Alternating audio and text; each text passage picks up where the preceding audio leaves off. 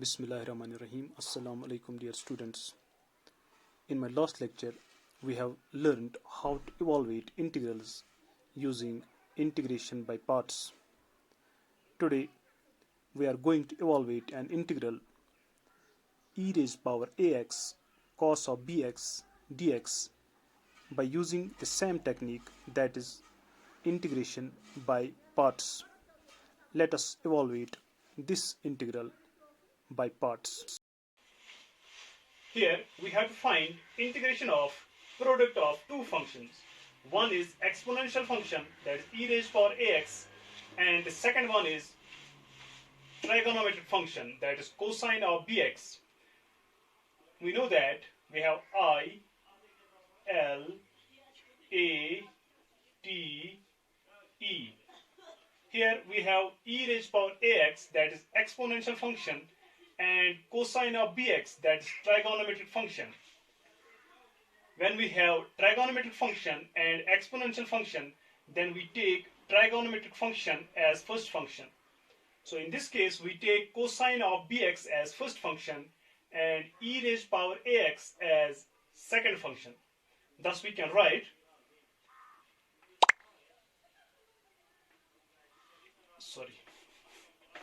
now our first function is cosine of bx, so we keep cosine of bx as it is cosine of bx. Then we have to integrate e raised power ax, and integration of e raised power ax is e raised power ax divided by a. Then minus integral of differentiation of cosine of bx, that is minus sine of bx into b. Then integration of e raised power ax, that is e raised power ax divided by a dx, which is further equal to, it is cos of bx e raised power ax divided by a. Minus minus is plus, b by a, they are constants, so we can write minus minus plus, b divided by a, integral of sine bx e raised power ax dx. Now here we name this integral as I, so we can write this equal to I.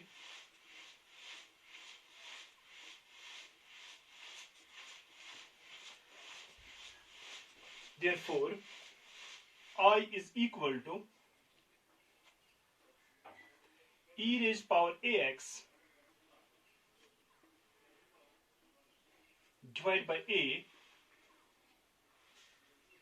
into cos of bx. Then we have plus b by a. Now here in this case we have again product of two functions. One is trigonometric function and the second function is exponential function. So we use integration by parts. For that we take sine of bx as first function and e raised power ax as second function. Thus we can write, takes sine of bx as it is sine of bx, then integration of e raised power ax, that is e raised power ax divided by a, then minus times integral. Now differentiation of sine of bx is cos of bx into b. Then integration of e raised power ax is e raised power ax divided by a dx.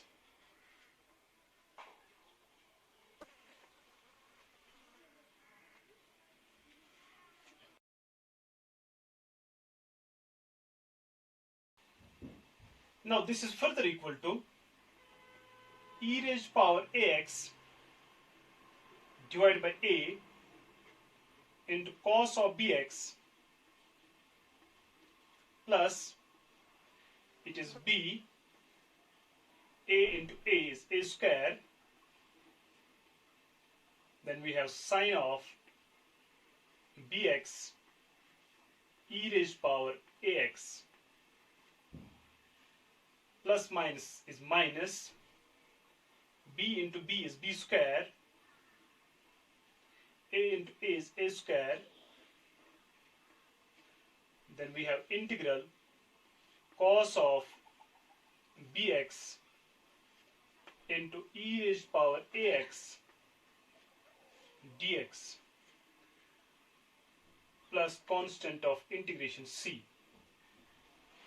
or we can write I is equal to e raised power ax divided by a cos of bx, then plus b divided by a square sine of bx into e raised power ax, then minus b square divided by a square. Now here we have integral e raised power ax cos of bx dx is equal to I. So we can replace integral e raised power ax cos of bx dx by I. So instead of this integral we can write I. So we write I here plus constant of integration c, or we can write it as I plus b square by a square I equal to e raised power ax divided by a cos of bx plus b by a square sine of bx e raised power ax plus constant of integration c. Now here we have a square I plus b square I divided by a square, so we can take I common. Then we have a square plus b square divided by a square equal to, now here we can take e raised power ax common, also take 1 by a square common, thus we have a times e raised power, a times cos of bx plus b times sine of bx plus constant of integration c. Now on LHS we have 1 by a square here, and also here we have 1 by a square, so we can write it as, multiplying a square on both sides, we can write it as a square plus b square into I equal to e raised power ax into a cos dx plus b sine bx plus a square c. A square c is still a constant, so we can write capital C here, okay, or name this as c dash. Dividing both sides by a square plus b square, we get I is equal to e raised power ax divided by a square plus b square